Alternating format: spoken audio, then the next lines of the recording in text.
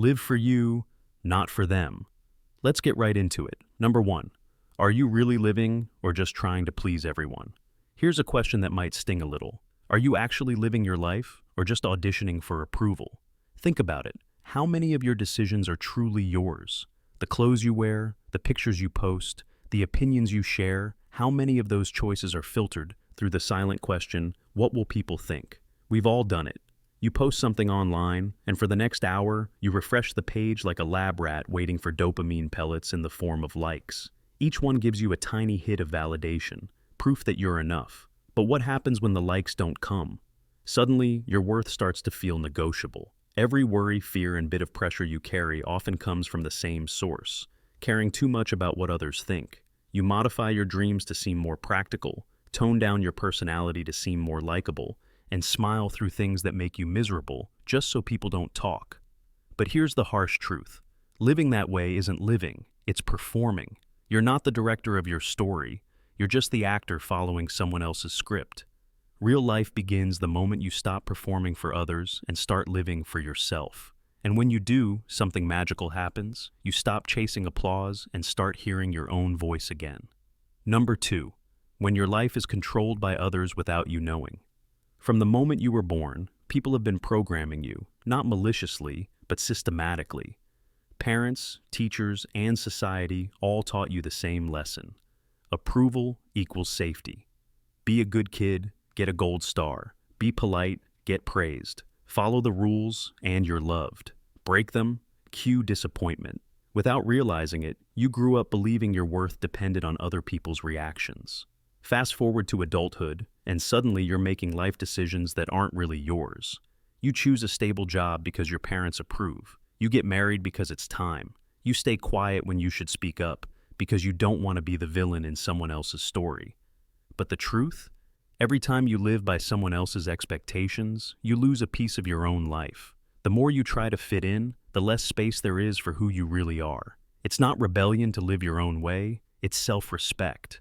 Because one day, you'll wake up and realize you've spent years following a script written by everyone but you. And that realization, that you've been living someone else's life, hurts more than any disapproval ever could. You can either keep being the person they expect, or finally be the person you are. Number three, you're not lacking confidence. You're lacking the courage to be disliked. Let's clear something up. Most people don't have a confidence problem. They have a courage problem. The courage to be disliked. Think about how many times you've said yes when you wanted to say no. Not because you wanted to help, but because you didn't want someone to be upset with you. You bend, you agree, you stay quiet, all to avoid conflict. And every time you do, you lose a little bit of self-respect.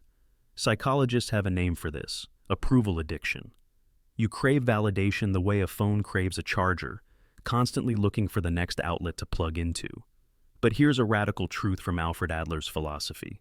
True freedom begins when you accept that not everyone will like you, and that's okay. When you understand this, rejection stops feeling like failure. You start realizing that someone's dislike doesn't define your worth. It just defines your difference.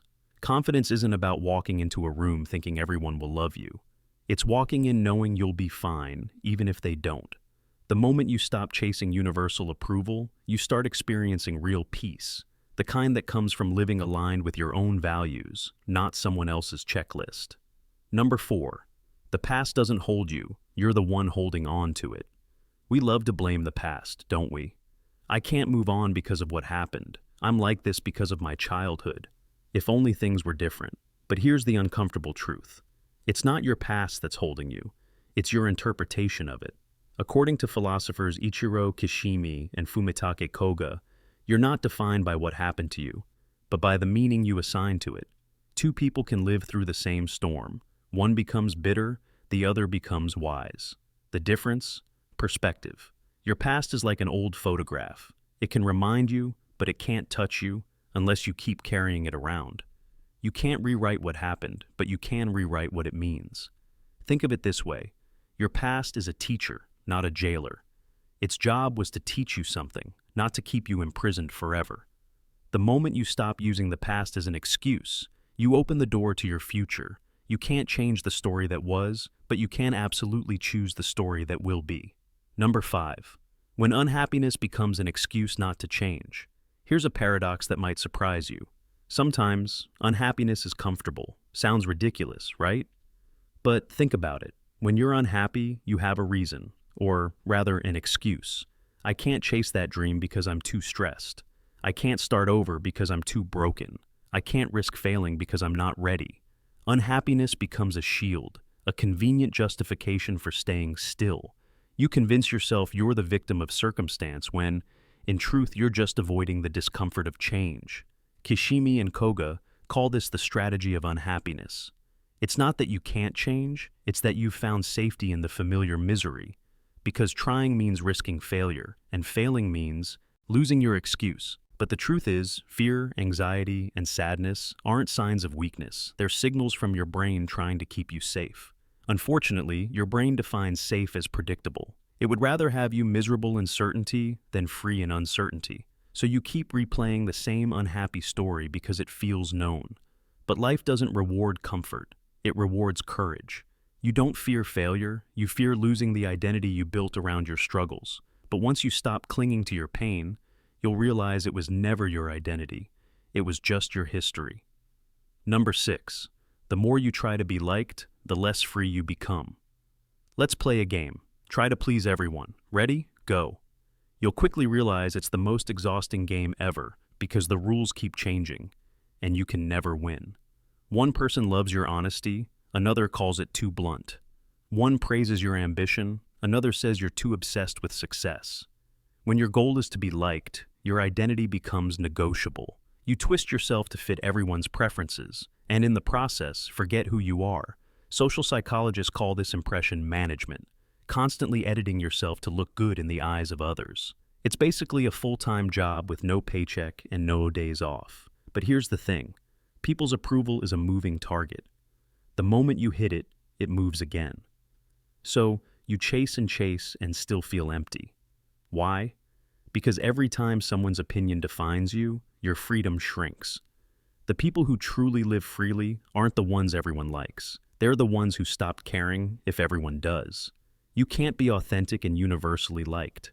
Choose authenticity, because when you stop performing for approval, you finally become real, and real is far more powerful than perfect. Number 7. Real happiness comes from being useful, not being praised. You know what truly happy people have in common? They don't chase applause, they chase meaning. Think about it. When was the last time you felt genuinely fulfilled? It probably wasn't when you got 100 likes on a post. It was when you did something that mattered, helped a friend, created something valuable, made someone's day better. That's the secret, being useful. Doing something meaningful doesn't just help others. It gives your life direction. When you know your actions matter, you don't need anyone to clap for you. The truth is, happiness isn't born from attention. It's born from contribution. People who only seek praise burn out fast because their worth depends on feedback. But people who focus on creating value, whether or not anyone's watching, never run out of purpose. So stop asking, do they like me? Start asking, am I making something meaningful? Because once you start living with intention, instead of seeking validation, you'll realize you never needed approval, only alignment. Real confidence isn't about being admired. It's about knowing you're doing what's right, even when no one's watching. Number 8. Be true to yourself. It's okay if not everyone likes you. Here's the truth most people spend a lifetime avoiding. Not everyone will like you, and that's perfectly fine. We waste so much energy trying to earn love from people who were never meant to understand us. But you don't need universal approval. You just need inner peace. Being authentic might lose you some people, but it will attract the right ones. The ones who see you for who you are, not who you pretend to be. And honestly, that's worth far more than a crowd of half-hearted admirers. You can't please everyone, and you don't have to. The moment you stop chasing validation, you start feeling free. You stop overthinking every move, every word, every choice, and finally start living with clarity and calm. Someone once disliked you for being different, but give it time, and that same difference will become your greatest strength. No one has the right to define who you are. No one gets to dictate your worth. Live for yourself, because you're the only one you'll live with for the rest of your life. That's all for today. I'll be making similar videos in the future. Subscribe to see them.